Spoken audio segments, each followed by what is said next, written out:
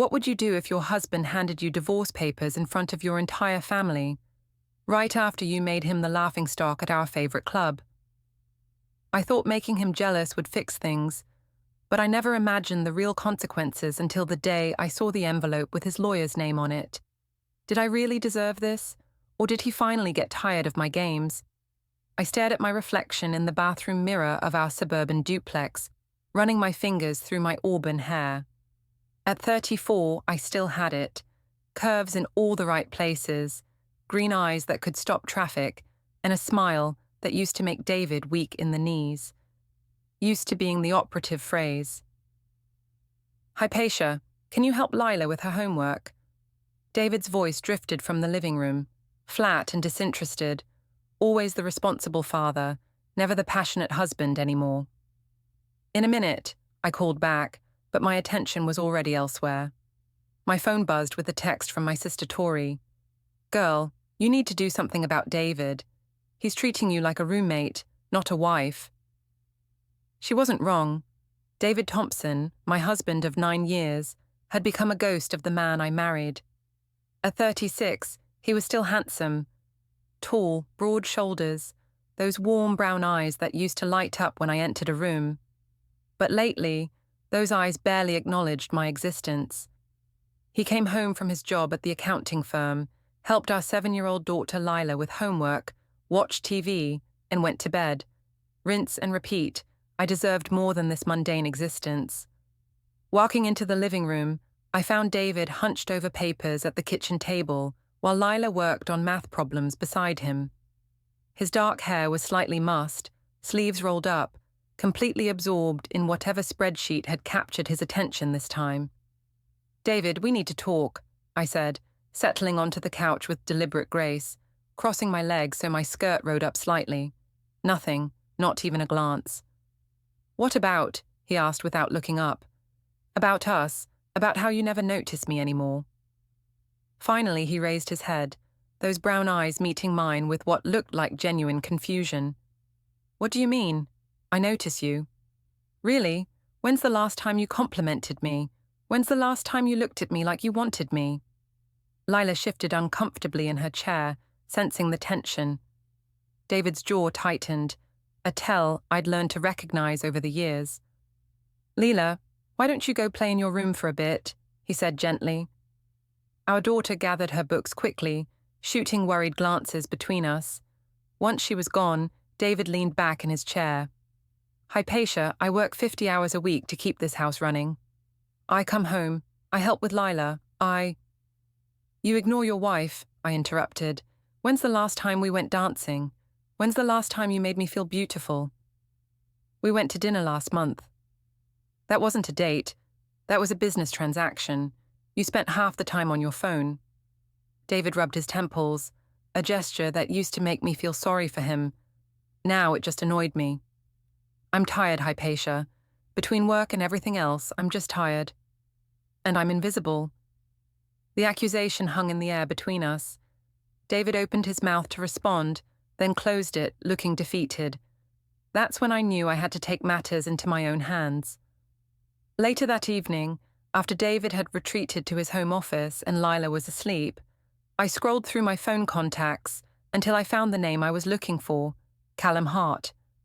My ex-boyfriend from college, Callum was everything David wasn't. Spontaneous, flirtatious, the kind of guy who made every woman in the room feel like she was the only one who mattered. We'd dated for 2 years before I met David, and we'd stayed loosely in touch through social media. His recent posts showed him at the Lantern, the downtown club where David and I used to dance when we were young and in love. My fingers hovered over the keyboard before I typed, "Hey stranger, been thinking about the old days. Want to catch up sometime?" The response came back within minutes. "Hypatia, would love to. Friday night at the Lantern, like old times." Perfect. I glanced toward David's office, where I could see him hunched over his computer, probably working on some client's tax returns. He needed a wake-up call, something to remind him what he had before it was too late. A little jealousy never hurt anyone, right? "See you there," I typed back.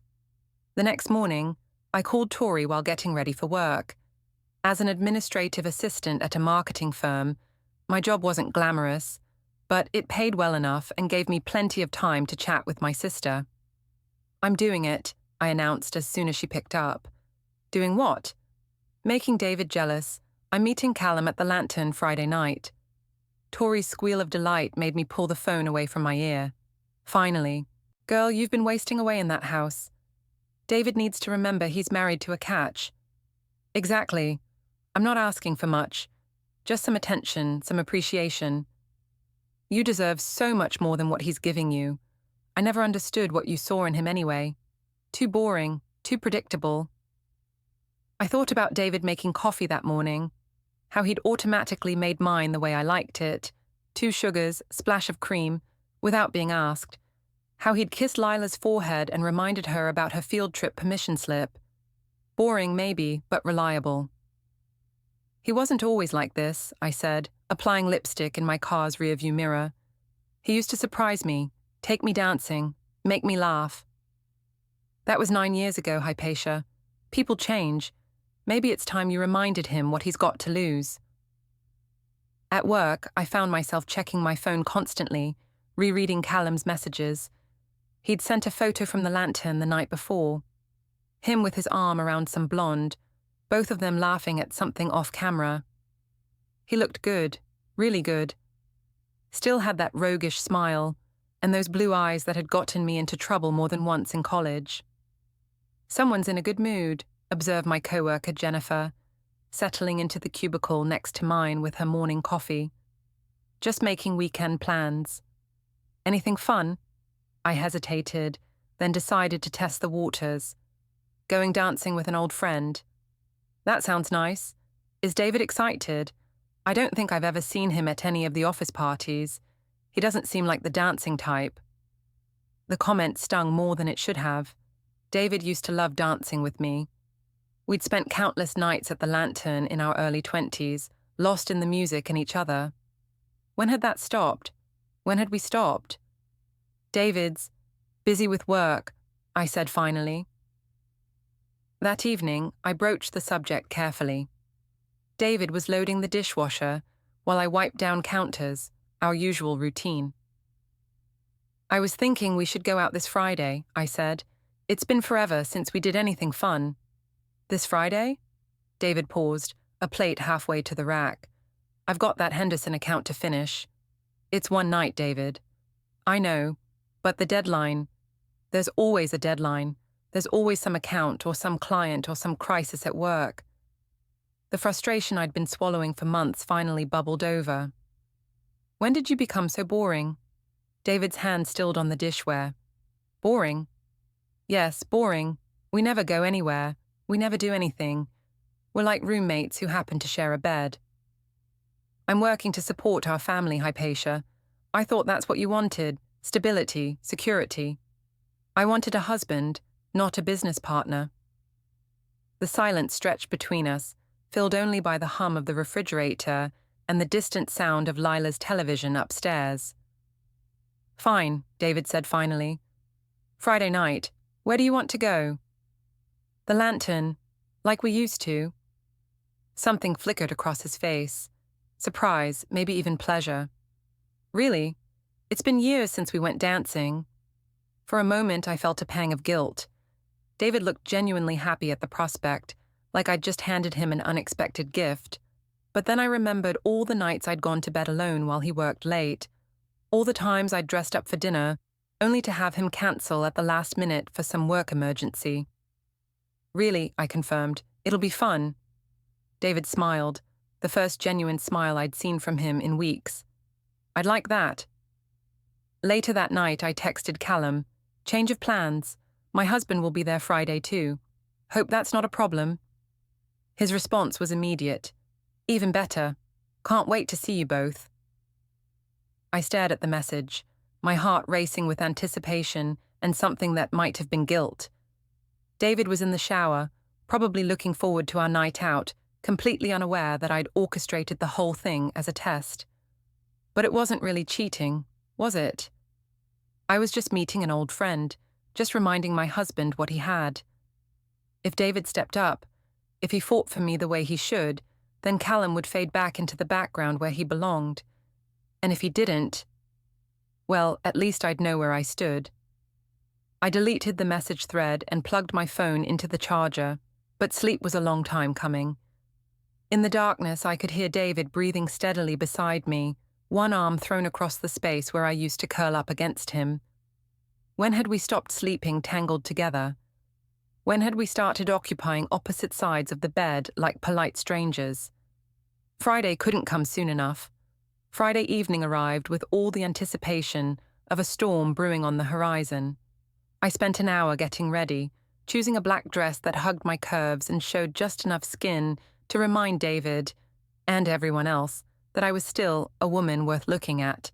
The mirror reflected someone who could have been my younger self, the girl who used to turn heads when she walked into the lantern. David emerged from our bedroom in dark jeans and a button-down shirt, looking handsome in that understated way of his.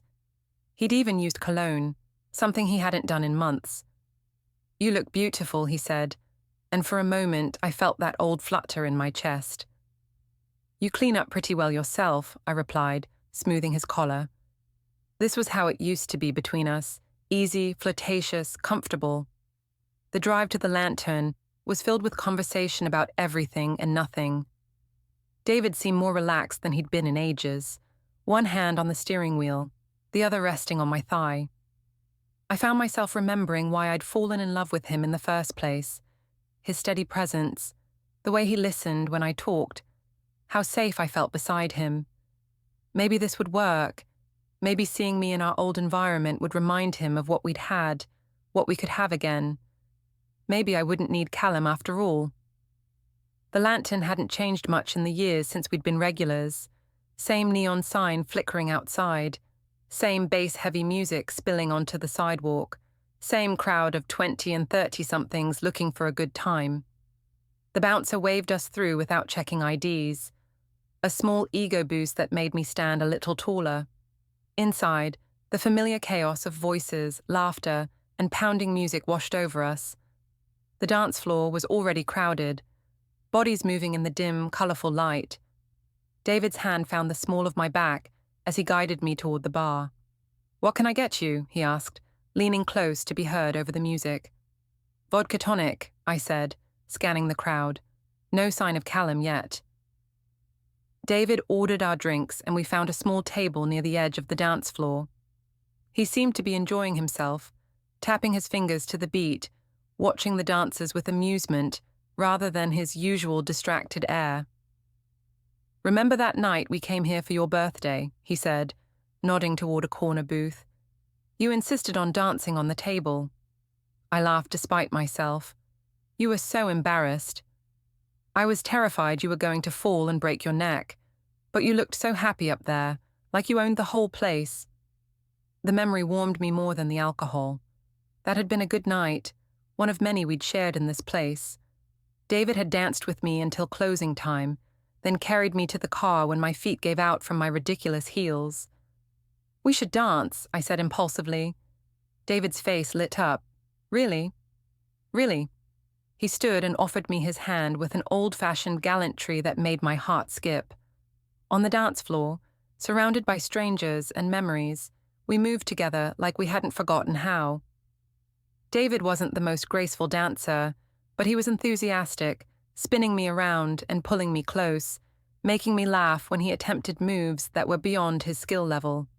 For 20 minutes I forgot about Callum, forgot about my plan, forgot about everything except the feeling of my husband's arms around me and the music pounding through my chest. This was what I'd been missing, what I'd been trying to get back. Then I saw him. Callum Hart stood at the bar, exactly as devastating as I remembered. Tall and lean, with dark hair that looked artfully tousled, and those blue eyes that seemed to see right through you. He was talking to the bartender, but his gaze was already scanning the crowd, looking for me. My steps faltered, and David noticed immediately. "You okay?" he asked, following my gaze. "Fine," I said quickly. "Just need some water." But it was too late. Callum had spotted us, and his face broke into that familiar grin that had gotten me into so much trouble in college. He was walking over, cutting through the crowd with the confidence of someone who'd never been told no. "Hypatia Thompson," he said, my married name rolling off his tongue like a private joke. "You look incredible." "Callum." I hoped my voice sounded steadier than I felt. "This is my husband, David." David stepped forward, extending his hand with polite wariness. "Nice to meet you." "Likewise," Callum said, shaking David's hand while his eyes stayed on me. "Hypatia and I go way back. College sweethearts, weren't we?" The words hung in the air like a challenge. David's grip on my waist tightened almost imperceptibly. "That was a long time ago," I said, but I could feel heat creeping up my neck.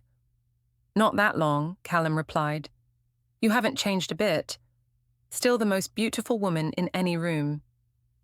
David went very still beside me. I could practically feel the tension radiating from him, but his voice remained level when he spoke. "My wife tends to have that effect." The possessive emphasis on "my wife" sent a thrill through me that I tried to ignore. This was what I'd wanted, wasn't it? David fighting for me, claiming me, showing some passion. "David's an accountant," I said, though I wasn't sure why. Maybe to fill the awkward silence, maybe to see how Callum would react. "Exciting work," Callum said with barely concealed amusement. "I'm in sales myself. Medical equipment. Keeps me traveling, meeting new people." His eyes found mine again. "Speaking of which, I was just thinking about that trip we took to Miami senior year. Remember that little salsa club?" I did remember. I remembered the way Callum had moved on that dance floor, how every woman in the place had watched him with hungry eyes, how he'd danced with me like I was the only person in the world, his hands on my hips, our bodies moving together in perfect rhythm. "That was fun," I said carefully. "We should dance," Callum said suddenly, "for old time's sake. If that's okay with you, David." It was masterfully done, phrased as a request, but delivered with the confidence of someone who expected to get what he wanted. David's jaw tightened, but what could he say? Refusing would make him look jealous and controlling. Agreeing would mean watching his wife dance with another man. "If Hypatia wants to," David said finally. All eyes turned to me. This was it, the moment I'd been planning for. One dance with Callum, just enough to make David realize what he could lose, to spark that jealousy that would remind him why he'd married me in the first place. "One dance," I said. Callum's smile was triumphant as he led me onto the dance floor. Behind us, I could see David standing frozen by our table, his face unreadable in the dim light. The song was slow and sultry, something with a Latin beat that seemed designed for bodies to move together. Callum's hands found my waist, pulling me closer than was strictly appropriate for a married woman dancing with her ex-boyfriend. But God, it felt good to be desired again, to feel masculine attention focused entirely on me. "You're wasted on him," Callum murmured in my ear as we swayed together. "I can see it in your eyes. You're dying of boredom." "That's not true," I protested, but my voice lacked conviction. "Isn't it? When's the last time he surprised you? When's the last time he made you feel alive?" His hands moved lower on my back, and I should have stepped away, should have ended the dance. Instead, I found myself leaning into him, letting him lead me through moves that were definitely more intimate than friendly. Over Callum's shoulder, I could see David watching us, his face a mask of controlled emotion. Other people were starting to notice too. I caught a few pointed looks from nearby dancers, saw phones being lifted to capture the scene. Good. Let them look. Let David see what he was missing, what other men still wanted. The song seemed to last forever and end too soon. When the music shifted to something faster, Callum spun me around one final time, his hand lingering on my lower back. "Thanks for the dance," he said, loud enough for David to hear as we walked back to the table. "Just like old times." David was nursing his beer when we returned, his knuckles white around the bottle. "That was fun," I said brightly, sliding back into my seat. You should ask me to dance more often. Maybe I should, David replied, but his tone was flat. Callum lingered for a few more minutes, regaling us with stories from his travels, his hand occasionally brushing mine as he talked. Each casual touch felt electric, charged with possibility and danger. David said little, just watched and listened with that controlled expression I was beginning to recognize as barely contained anger. Finally, Callum excused himself to rejoin his friends at the bar, but not before leaning down to kiss my cheek goodbye, a gesture that lasted just a beat too long to be entirely innocent. "See you around, Hypatia," he said. "Don't be a stranger." After he left, David and I sat in silence for several long minutes. The music pounded around us, couples laughed and danced and lived their lives, but we might as well have been sitting in a library for all the communication happening between us. "Ready to go?" David asked finally. I wanted to say no, wanted to stay and dance and feel alive, but something in his voice warned me not to push further. "Sure," I said. The drive home was silent except for the radio playing softly between us. David's hands gripped the steering wheel tighter than necessary, his jaw set in that way that meant he was thinking hard about something he didn't want to say. It wasn't until we were pulling into our driveway that he finally spoke. "How long have you been in contact with him?" The question caught me off guard. "What do you mean?" "Callum, how long have you been talking to him?" I could lie, make up some story about running into him randomly, but something in David's tone suggested he already knew the answer. "We've exchanged a few messages on social media," I said carefully. "Nothing serious." "When did you tell him we'd be there tonight?" My heart started beating faster. I didn't tell him we'd be there. It was just a coincidence. David pulled into our garage and turned off the engine, but made no move to get out of the car. In the sudden quiet, I could hear my own breathing, sharp and guilty. "Hypatia," he said quietly, "please don't lie to me." The words hit me like a physical blow. David never called me out directly, never confronted me when he suspected something. He was always so polite, so willing to give me the benefit of the doubt. "I'm not lying," I said, but the words sounded hollow even to me. David nodded slowly, like I'd just confirmed something he'd hoped wasn't true. He got out of the car without another word, leaving me sitting alone in the darkness of our garage, wondering if I'd just made the biggest mistake of my marriage. Inside, he went straight to his office and closed the door. I could see the light under the crack, hear the quiet clicking of his keyboard, working again, always working. But somehow, this felt different. This felt like he was working on something that had nothing to do with taxes or client accounts. This felt like the beginning of the end. Saturday morning arrived with the harsh reality of a hangover I didn't deserve, and a husband who barely looked at me over breakfast. David moved through our kitchen routine with mechanical precision. Coffee, toast, checking Lila's backpack for her soccer game. But the easy warmth from the night before was gone, replaced by a cold politeness that felt worse than anger. "I'll take Lila to soccer," he said, not quite meeting my eyes. "I can come with you," I offered. "That's okay. You probably have things to do." The dismissal stung. I watched from the window as he loaded our daughter into his sedan, both of them laughing about something I couldn't hear. When had I become the outsider in my own family? My phone buzzed with a text from Tori. "Spill, how did last night go?" Instead of texting back, I called her, needing to hear a friendly voice. "Tell me everything," she demanded as soon as she picked up. Did David finally wake up and realize what he's got?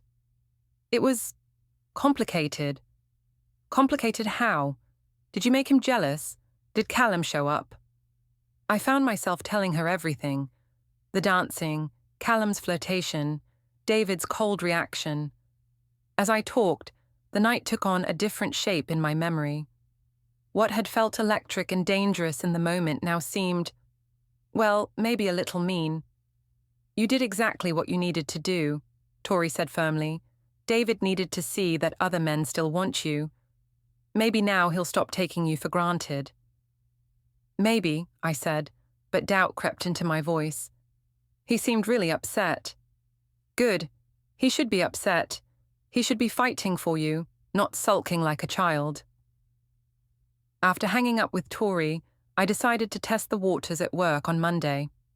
My co-workers had always been good for gossip and moral support, and I needed someone to tell me I'd done the right thing.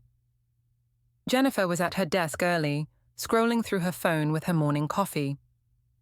"How was your weekend?" I asked, settling into my cubicle. "Not bad. How was your night out? You and David have fun dancing." "Actually, we ran into an old friend of mine. Made for an interesting evening." Jennifer looked up from her phone, curiosity piqued. "Oh, anyone I know?" "Just someone from college, Callum Hart. We used to date, but that was years ago." "And David was okay with you dancing with your ex?" The question was innocent enough, but something in Jennifer's tone made me defensive. "It was just one dance. David's not the jealous type." "That's good," Jennifer said slowly.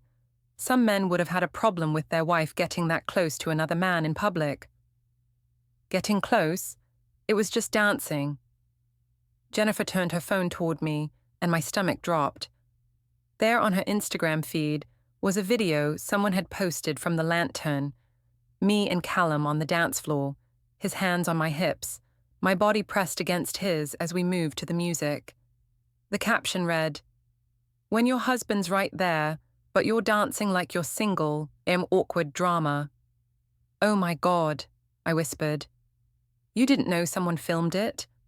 I grabbed my own phone, searching social media with growing horror. The video was everywhere. Reposted, shared, commented on by people I barely knew.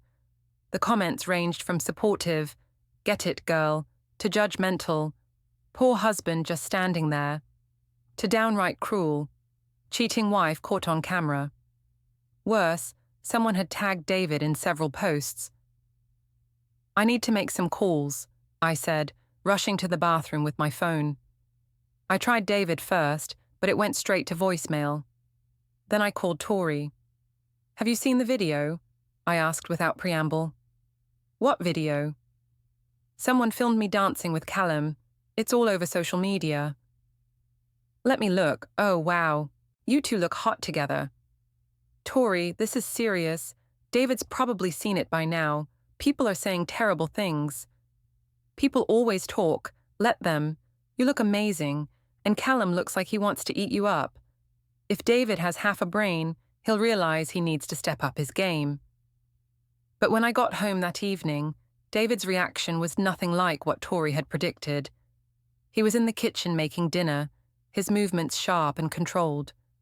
Lila was at the table doing homework, chattering about her day, blissfully unaware of the tension crackling between her parents. "How was work?" David asked without looking up from the stove. "Fine," I said carefully. "How was yours?" "Interesting. Got a lot of phone calls today. Seems like we're famous." My stomach clenched. "David, I can explain." "Not now." He nodded toward Lila. "Later." Dinner was torture. David maintained polite conversation about Lila's school day and weekend plans, but I could feel his anger simmering beneath the surface. Every time my phone buzzed with notifications, his jaw tightened a little more. After Lila went to bed, David finally confronted me. But instead of the jealous outburst I'd expected, his anger was cold and methodical. "My mother called today," he said, settling into his chair with a beer. "She was very concerned about a video she'd been sent." I closed my eyes. David's mother, Eleanor, had never particularly liked me. She thought I was too flashy, too demanding, not good enough for her steady, reliable son. This would confirm every negative opinion she'd ever had. She also mentioned that several of her friends had seen it. Apparently, it's making the rounds at her book club. "David, it wasn't what it looked like." "What did it look like, Hypatia?" The question was a trap, and we both knew it. "It looked like I was dancing with an old friend. It looked like you were grinding on your ex-boyfriend while your husband watched. It looked like you were putting on a show for everyone in that club." The words hit like slaps. "That's not..." I wasn't trying to humiliate you. Then what were you trying to do? I opened my mouth to explain about feeling invisible, about wanting his attention, about needing to feel desired again. But faced with his steady, hurt gaze, the words sounded petty and selfish even in my own head. I just wanted to have fun, I said weakly. At my expense. You're overreacting. It was just dancing. David pulled out his phone and showed me the video. Watching it from the outside, I could see what everyone else saw. A married woman behaving inappropriately with another man, her husband relegated to the background like an afterthought. Just dancing, David repeated. Is that what you call it when you let another man put his hands all over you in public? You're being dramatic. Am I? Because my co-workers seem to think it's pretty dramatic too. Got some interesting comments at the office today. The humiliation was spreading, rippling out through our social circle like a stone thrown in still water. I thought about David's quiet dignity, how he hated being the center of attention, how mortified he must have been to have his marriage problems displayed for public consumption. I'm sorry, I said finally. I didn't think about how it would look. You didn't think about how it would look to dance intimately with your ex-boyfriend in front of half the town? When you put it like that, how else should I put it, Hypatia? How else should I describe watching my wife flirt with another man while everyone we know watches and judges? I wanted to defend myself, to explain that it hadn't been about Callum at all, that it had been about us, about making David see what he was losing. But the word stuck in my throat because deep down, I knew he was right. It won't happen again, I said. David studied me for a long moment, and I saw something in his eyes I'd never seen before. Not anger, not hurt, but something colder. Calculation. No, he said finally. It won't. He stood up, gathering his beer and his phone. I'm going to bed. I have an early meeting tomorrow. David, wait. Can't we talk about this? I think we've said enough for tonight. After he left, I sat alone in our living room, scrolling through the endless comments and shares. The video had taken on a life of its own, spreading beyond our immediate circle to strangers who felt qualified to judge my marriage based on 90 seconds of footage. My phone rang, Callum's name flashing on the screen. Hey, beautiful, he said when I answered. Saw the video. We look pretty good together. This isn't funny, Callum.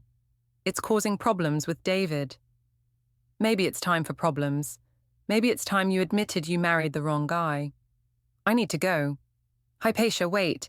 I meant what I said at the club. You're wasted on him. When you're ready for something real, you know where to find me. I hung up without responding, but his words echoed in my head as I got ready for bed. David was already asleep, or pretending to be, when I slipped under the covers. He didn't move when the mattress shifted, didn't acknowledge my presence at all. Lying in the darkness, I replayed the evening over and over, trying to understand how my plan to save my marriage had turned into such a disaster. I'd wanted David to fight for me, to show some passion, some jealousy.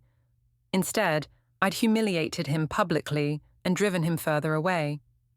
But it wasn't entirely my fault, was it? If David had been paying attention to me in the first place, if he'd been the husband I needed him to be, none of this would have happened. The rationalization felt hollow, even as I clung to it, but it was better than accepting that I might have just destroyed the best thing in my life for the sake of my own ego. Outside, I could hear the distant sound of traffic, the world moving on while my marriage crumbled in the silence of our suburban bedroom. Tomorrow, I would fix this. Tomorrow, I would make David understand. But deep down, I was starting to suspect that tomorrow might be too late. The next few days passed in a haze of forced normalcy and growing tension. David maintained his routine. Work, dinner, helping Lila with homework. But he moved through our house like a polite stranger, speaking to me only when necessary and never when we were alone. The video continued to spread through our social circles like wildfire. My phone buzzed constantly with notifications, messages from people I hadn't spoken to in years, suddenly interested in my personal life. Some were supportive, others judgmental, but all of them felt invasive. "Mum, why is Daddy sleeping in the guest room?" Lila asked over breakfast Wednesday morning. David and I exchanged glances across the kitchen table. He'd been sleeping down the hall since Monday night, claiming he didn't want to wake me with his early meetings. We both knew it was a lie. "Daddy's just been working late," I said carefully. "He doesn't want to disturb me." Lila accepted this explanation with the easy trust of a 7-year-old, but I could see David's jaw tighten at the casual deception. After he left for work and Lila for school, I found myself alone in our house, surrounded by the debris of our life together. Wedding photos smiled down from the mantel, showing a younger version of ourselves that seemed like strangers now. When had we stopped looking at each other like that? My phone rang. Eleanor, David's mother. "Hypatia," she said without preamble. "We need to talk." Eleanor Thompson was a formidable woman in her 60s, with steel-grey hair and the kind of old-fashioned values that made her view my behavior as a personal affront to the family name. She'd never approved of me. Too flashy, too demanding, not good enough for her precious son. "Hello, Eleanor. How are you?" "I'm concerned about my son and granddaughter. I'm sure you can understand why." The video, of course she'd seen it. Probably half her church congregation had seen it by now. "It's not what it looked like," I said automatically. "It looked like you were making a spectacle of yourself and humiliating David in the process." The words stung because they were true. It was just one dance. People are blowing it out of proportion. Are they? Because from where I'm sitting, it looks like you're having some kind of midlife crisis at your family's expense. "I'm 34, Eleanor. Hardly midlife." "Then act like it. David is a good man. Better than you deserve, frankly. If you can't appreciate what you have, maybe you should let him find someone who can." The line went dead, leaving me staring at my phone in shock. Eleanor had never liked me, but she'd never been openly hostile before. The fact that she felt comfortable speaking to me that way meant she knew something I didn't. That evening, I tried to corner David in his home office. He was hunched over his computer, surrounded by files and legal pads, covered in his neat handwriting. "We need to talk," I said, closing the door behind me. "I'm busy, Hypatia." "This is more important than work." He finally looked up, and I was startled by how tired he looked. Dark circles shadowed his eyes, and his usually neat hair was disheveled from running his hands through it. "Your mother called today," I said. "I know, she called me too." "She was pretty harsh, said some things that were out of line." David leaned back in his chair, studying me with an expression I couldn't read. "What did she say?" "She basically told me I don't deserve you." "And what do you think about that?" The question caught me off guard. I'd expected him to defend me, to tell me his mother was wrong, that we could work through this together. "I think she's never liked me, and this is just giving her an excuse to say what she's always thought. Maybe, or maybe she's seeing something you're not." "What's that supposed to mean?" David closed his laptop and turned to face me fully. "When's the last time you asked me about my day? When's the last time you showed interest in my work, my thoughts, anything about me that wasn't related to what I could do for you? That's not fair, isn't it? You complain that I don't pay attention to you, but when's the last time you paid attention to me? Really paid attention, not just waiting for your turn to talk." I opened my mouth to argue, then closed it. The accusation hit uncomfortably close to home. "I do pay attention to you." "Do you? What's the name of the client I've been working nights to help? What's the big project that's been keeping me busy for the past month?" I stared at him, my mind completely blank. He'd mentioned work stuff, of course, but I'd tuned out the details, more focused on how his late hours affected me than on what he was actually doing. You work on a lot of different accounts." "The Henderson family," David said quietly. "Their son was killed by a drunk driver. They're suing for wrongful death, and I've been working pro bono to help them navigate the financial aspects of the case. I've been staying late because I want to make sure they get every penny they deserve." The shame was immediate and overwhelming. While I'd been feeling sorry for myself about his long hours, David had been helping a grieving family seek justice for their dead child. "I didn't know," I whispered, "because you didn't ask. You assumed I was just being boring, just choosing work over you. It never occurred to you that maybe I was trying to do something meaningful." "David, I'm sorry, I should have..." "Should have what? Should have cared about something other than yourself for 5 minutes." The words were like a slap. David never spoke to me like that, never let his frustration show so openly. "That's not who I am," I said weakly. "Isn't it? Because from where I'm sitting, it looks exactly like who you are.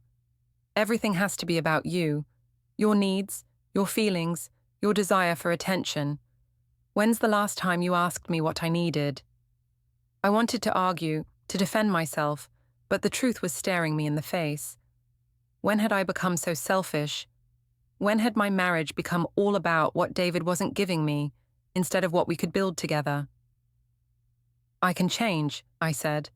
"Can you? Because I've been waiting for you to change for years, Hypatia. I've been hoping you'd grow up, start thinking about someone other than yourself.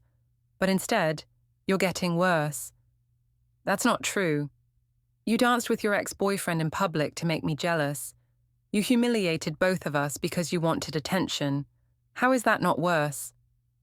The accusation hung between us like a live wire. I could deny it, claim it had been innocent, but we both knew the truth.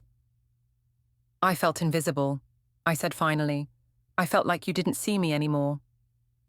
"So, you decided to make a scene instead of talking to me about it." "I tried to talk to you. You were always working." "I'm working to support our family. I'm working to give you and Lila the life you want. But apparently that's not enough. Apparently you need me to worship at your feet 24 hours a day." "I don't need worship. I just need to feel like you still want me." David was quiet for a long moment, and when he spoke, his voice was softer but somehow more final. "I did want you, Hypatia. I wanted the woman I married, the one who used to care about other people, who used to be interested in building something together instead of just taking. But that woman seems to be gone." "She's not gone. I'm still here." "Are you? Because the woman I married wouldn't have betrayed me like this. She wouldn't have put her need for attention above her family's dignity." The word betrayed hit me like a physical blow. "I didn't betray you. I danced with someone, that's all." "You planned it, Hypatia. You set up the whole thing to hurt me, to make me jealous. You used our marriage as a weapon against me." The truth of it was undeniable. I had planned it, had orchestrated the whole evening to manipulate his emotions. The fact that it had backfired didn't change my intentions. "I was trying to save us," I whispered, "by humiliating me, by making me look like a fool in front of everyone we know. I just wanted you to fight for me. I shouldn't have to fight for my own wife. You should want to be here, with me, without me having to compete with every other man who gives you attention." The conversation was spiraling away from me, revealing truths I wasn't ready to face. I could see our marriage crumbling in real time, could feel David pulling away with every word.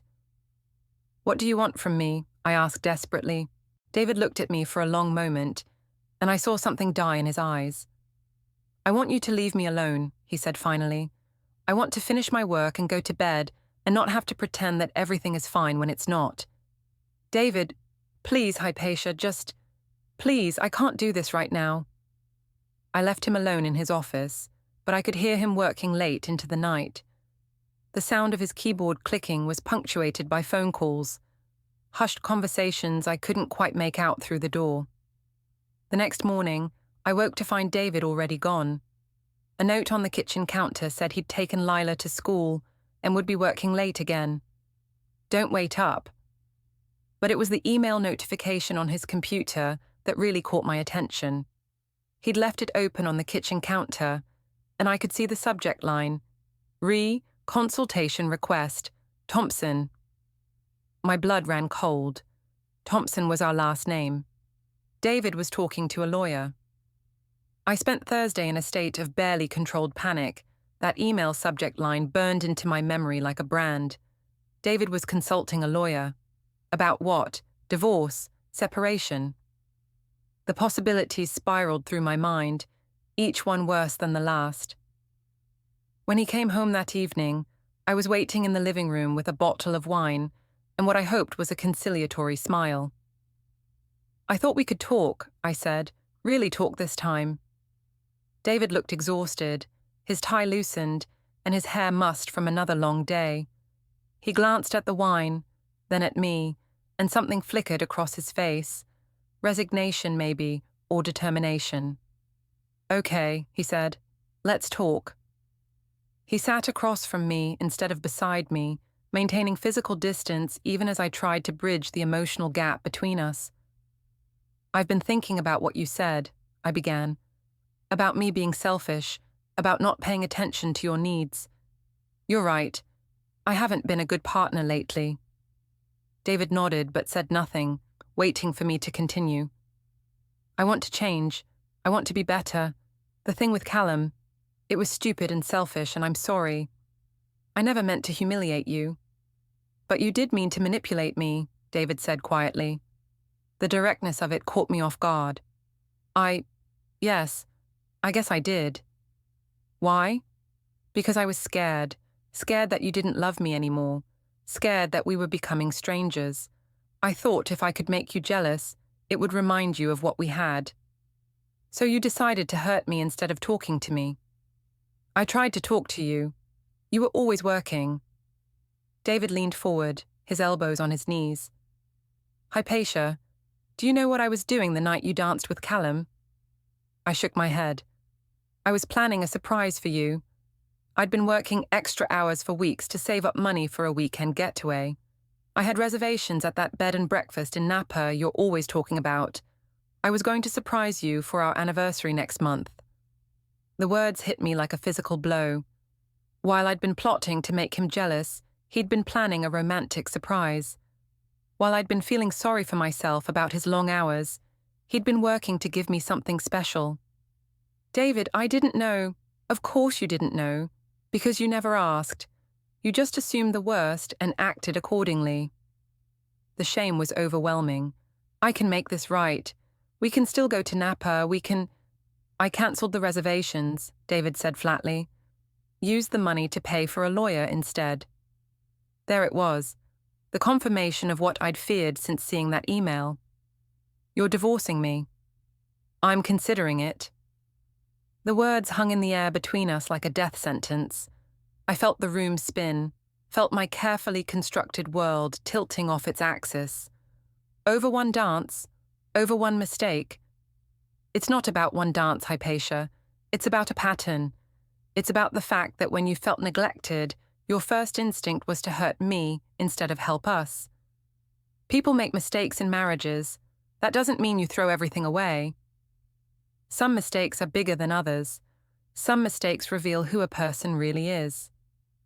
I felt tears starting to build behind my eyes. "So that's it. 9 years of marriage, and you're just giving up." "I'm not giving up. I'm protecting myself and Lila from further damage." "Damage? I made one error in judgment. You humiliated me publicly. You made me a laughingstock in front of our friends, our families, our community. You took something private and sacred, our marriage, and turned it into a spectacle for your own entertainment." "I wasn't entertaining myself. I was trying to save us. By destroying my dignity, by making me look like a fool." The conversation was going in circles, and I could feel David slipping away with every word. Desperation made me reckless. "Fine," I said, standing up abruptly. "You want to know the truth? Yes, I danced with Callum. Yes, I enjoyed the attention, because at least someone was paying attention to me. At least someone was making me feel like a woman instead of a piece of furniture." David's face went very still. "Are you having an affair with him?" "No," I said quickly. "It was just dancing." Just dancing. Like it was just messages. Like it was just coincidence that he was there. "David, how long have you been talking to him, Hypatia? And don't lie to me. I'm tired of the lies." I could see the trap closing around me, could feel the last of his trust slipping away. But I was in too deep to stop now. "A few weeks. But it was innocent, just catching up. Catching up about what? Old times, college, nothing important. David pulled out his phone and showed me a screenshot. It was a text conversation between me and Callum, messages I'd thought were private. "He never looks at me like you do," David read aloud. "I married the wrong man." My heart stopped. I'd never sent those messages. Had I? "Where did you get that?" Callum sent it to me, along with several others. Apparently, he thought I should know what my wife really thinks of me. The betrayal was swift and complete. Callum had played me, used me, and then thrown me under the bus for his own amusement. But the damage was done. David had seen messages that revealed my deepest dissatisfactions, my cruelest thoughts about our marriage. "David, I can explain." "Can you? Can you explain why you told another man you married the wrong person? Can you explain why you've been having an emotional affair while I've been working to support our family?" It wasn't an affair, it was just venting, just stupid messages when I was feeling sorry for myself. Stupid messages that destroyed our marriage. Our marriage was already in trouble, that's why I was messaging him in the first place. Our marriage was in trouble because you decided it was in trouble. Because you decided that being a wife and mother wasn't enough, that having a stable, loving husband wasn't enough. You needed drama, excitement, attention from other men. The accusation was brutal in its accuracy. I had been bored, had been looking for something to fill the emptiness I felt in our routine life, but hearing it said out loud made it sound pathetic and selfish. "I never cheated on you," I said weakly. "Didn't you? You gave another man the intimacy that belonged to me. You shared your thoughts, your feelings, your body on that dance floor. You gave him pieces of yourself that I haven't seen in years. That's not the same thing as cheating. Isn't it? You broke our vows, Hypatia. Maybe not technically, but in every way that matters." I sank back onto the couch, the fight going out of me. "So what happens now?" "Now I decide whether I can ever trust you again, whether I can ever look at you without remembering how it felt to watch you betray me in public. And if you can't—" David was quiet for a long moment, and when he spoke, his voice was gentle but final. "Then we'll need to figure out how to co-parent Lila while living separate lives." The words hit me like a physical blow. The possibility of losing David, of breaking up our family, of being a divorced single mother at 34, it was too much to process. "I love you," I said desperately. "I know I screwed up, but I love you. That has to count for something." "Love isn't enough, Hypatia. Love without respect, without trust, without consideration. It's just a word." "Then what do you need from me? Tell me what to do to fix this." David looked at me for a long moment, and I saw the exact moment he made his decision. It was like watching a door close, final and irreversible. "I need you to give me space to think. I need time to decide if this marriage is worth saving." "How much time?" "I don't know. As long as it takes." He stood up, straightening his tie with the careful precision that had always been so distinctly him. "I'll be staying at my mother's for a while. You can have the house, but I'll need to work out a schedule to see Lila." "David, please, don't do this. Don't throw away 9 years over a few stupid mistakes." He paused at the doorway, looking back at me with something that might have been pity. "I'm not throwing anything away, Hypatia. You already did that." After he left, I sat alone in our living room, surrounded by the remnants of our life together. Wedding photos, family vacations, Lila's artwork on the refrigerator, all of it suddenly felt like evidence of something that was already over. My phone buzzed with a text from Callum. "Heard David moved out. Want some company?" I stared at the message for a long time before deleting it without responding. Whatever game Callum had been playing, whatever he'd hoped to accomplish by sending those screenshots to David, I was done being his pawn. But the damage was done. My marriage was over, my family was broken, and I had no one to blame but myself. The worst part was that David was right. I had thrown it all away. Not for love, not for passion, not even for happiness. I'd destroyed everything for the sake of my own ego, my own need to be desired and pursued. And now I had nothing left but the bitter taste of regret and the echo of my daughter asking why Daddy didn't live with us anymore. 3 weeks passed in a blur of lawyers, paperwork, and the suffocating weight of consequences I hadn't seen coming. David had moved in with his mother temporarily, visiting only to see Lila and collect more of his belongings. Each time he came to the house, he was polite but distant, treating me like a stranger he was forced to interact with for legal reasons. The divorce papers arrived on a Tuesday morning, delivered by a courier who couldn't have been older than 25. He handed me the manila envelope with professional detachment, completely unaware that he was delivering the death certificate of my marriage. I sat at our kitchen table, my kitchen table now, and read through the legal language that reduced 9 years of marriage to assets, debts, and custody arrangements. David was asking for joint custody of Leela, half of our savings, and his freedom. He was also asking me to pay his legal fees, citing marital misconduct as grounds for the divorce. My phone rang. Tori's name flashed on the screen. "I heard," she said without preamble. "Mom told me David served you papers." "He's really doing it," I said, my voice hollow. "He's actually divorcing me." "Maybe it's for the best. You two haven't been happy for years." The casual dismissal of my marriage stung. We could have worked it out. Marriage counseling, therapy, there were options we never tried. "Hypatia, be honest. Were you really happy with David, or were you just comfortable?" The question hit too close to home. Had I been happy, or had I just been going through the motions, settling for a life that looked good on paper but left me feeling empty inside? "That's not the point," I said. "The point is that he's giving up without a fight." Maybe he's tired of fighting. Maybe he's tired of being married to someone who doesn't appreciate him. "Whose side are you on?" "I'm on your side. I'm always on your side. But maybe this is your chance to find someone who really makes you happy." After hanging up, I called the lawyer David had recommended, a sharp-eyed woman named Patricia Mills who specialized in family law. Her office was all glass and steel, designed to intimidate, and it worked. "Mrs. Thompson," she said, settling behind her desk with my file. "I've reviewed your husband's petition. He's being quite generous, actually." "Generous?" "He could have asked for alimony modification based on your conduct. He could have pushed for primary custody, given the public nature of your indiscretion. Instead, he's offering a clean split."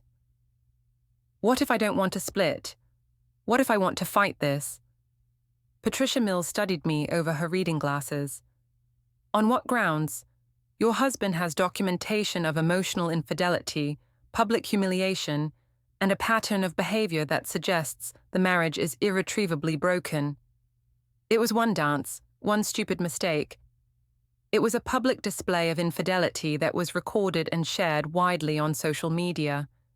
It was a series of inappropriate communications with your ex-boyfriend, and according to his attorney, there's evidence of manipulation and emotional abuse." "Emotional abuse? That's ridiculous." "Is it?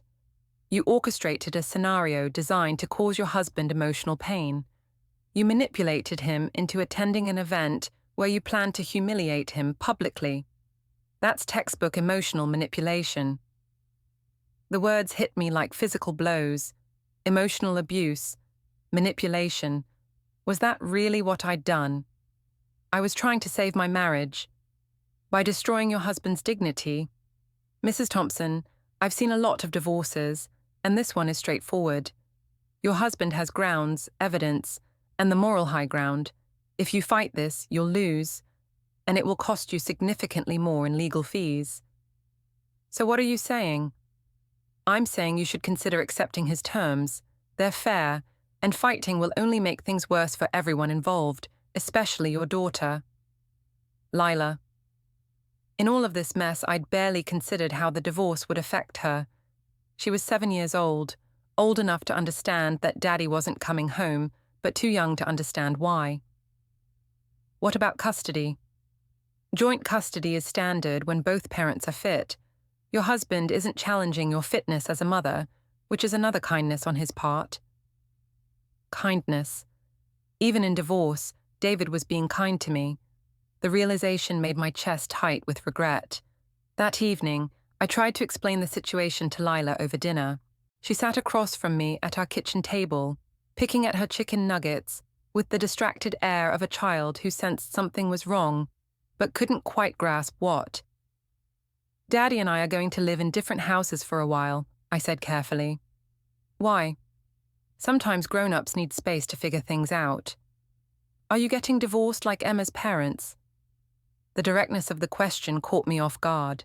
Yes, sweetheart, we are. Lila nodded solemnly, processing this information with the matter-of-fact acceptance of childhood. Will I still see Daddy? Of course. You'll see Daddy all the time. He loves you very much. Do you still love Daddy? The question pierced straight through my heart. Did I still love David? Or had I just loved the security he provided, the life we'd built together? It's complicated, baby, but we both love you, and that will never change. Later that night, after Lila was asleep, I found myself going through old photo albums. Pictures of our wedding day, our honeymoon in Hawaii, Lila's birth, family vacations, birthday parties, a decade of shared history reduced to memories and legal documents.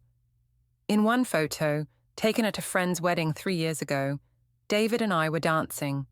I was laughing at something he'd whispered in my ear, and he was looking at me like I was the most beautiful woman in the world. We looked happy. We looked like we belonged together. When had that changed?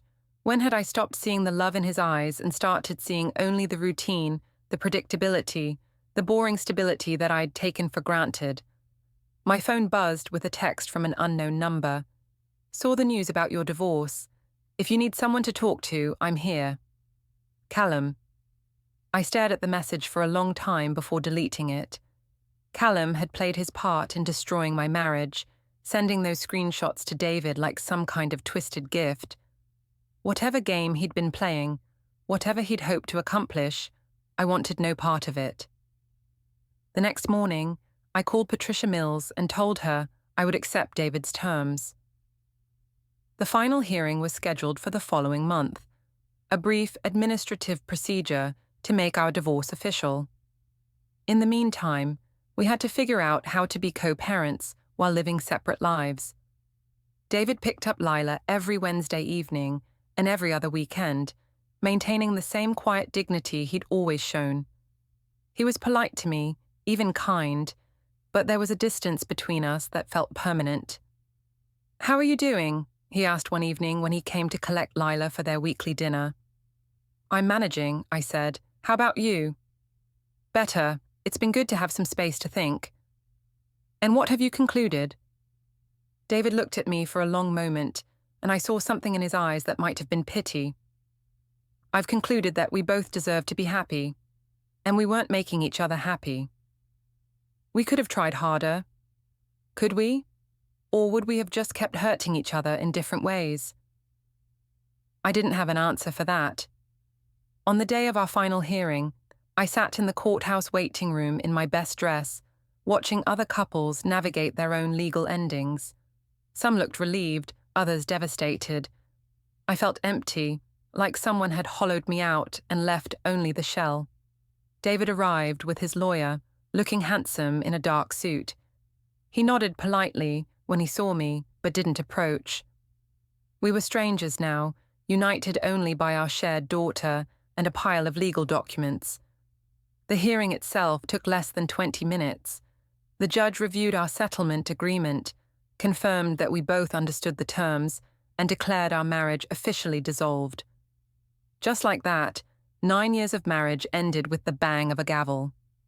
Outside the courthouse, David paused beside his car. "Hypatia," he said. "For what it's worth, I hope you find what you're looking for." "What if what I was looking for was you?" David smiled sadly. "Then you should have looked a little harder while you had me." He drove away, leaving me standing alone on the courthouse steps with my lawyer and a folder full of divorce papers. That night, I sat in my empty house, truly empty now, with half the furniture gone and David's presence erased from every room, and tried to figure out what came next. I was 34 years old, newly divorced, and completely alone for the first time in a decade. I had joint custody of my daughter, half of our modest savings, and a reputation in our small community as the woman who threw away a good marriage for a dance with her ex-boyfriend. The irony wasn't lost on me. I'd wanted David to fight for me, to show passion and jealousy and desire. Instead, I'd gotten exactly what I'd asked for. His attention, his strong reaction, his decisive action. He'd fought, all right. He'd fought to get away from me. My phone buzzed with a text from Tori. "How did it go?" "It's over," I typed back. "I'm officially divorced." "How do you feel?" I stared at the question for a long time before responding, like I got exactly what I deserved. 6 months later, I ran into David at Lila's school play. He was there with Eleanor, both of them beaming with pride as our daughter sang her solo. He looked good, rested, happy, lighter somehow without the weight of our failing marriage dragging him down. After the performance, as we waited for Lila to change out of her costume, David approached me. "She was amazing," he said. "She gets her talent from you," I replied. "You always were the musical one." We stood in comfortable silence for a moment, watching other families celebrate their children's achievements. "I heard you're dating someone," I said finally. David nodded. "Sarah. She's a teacher at the elementary school. You'd like her." "I'm sure I would." And surprisingly, I meant it.